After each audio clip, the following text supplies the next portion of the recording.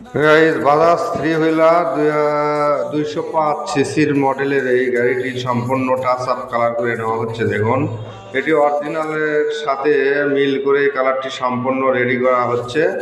এটি দেখুন, এটা হচ্ছে সামনে কিছু কিছু জায়গা টাচ আপ কালার করে নেওয়া হচ্ছে এবং হচ্ছে এটি ফুল বডি কালার করা হচ্ছে না। গাড়ির যে কালার আসলো সেই কালারের সাথে মিল রেখেই, যেখানে কালার নষ্ট হয়ে গেছিলো, মানে বডি নষ্ট হয়ে গেছিলো, ডেন্ডিং করার পরে পুটিং করে আস্তর করে তারপরে হচ্ছে এই কালারটি সম্পন্ন করে নেওয়া হচ্ছে।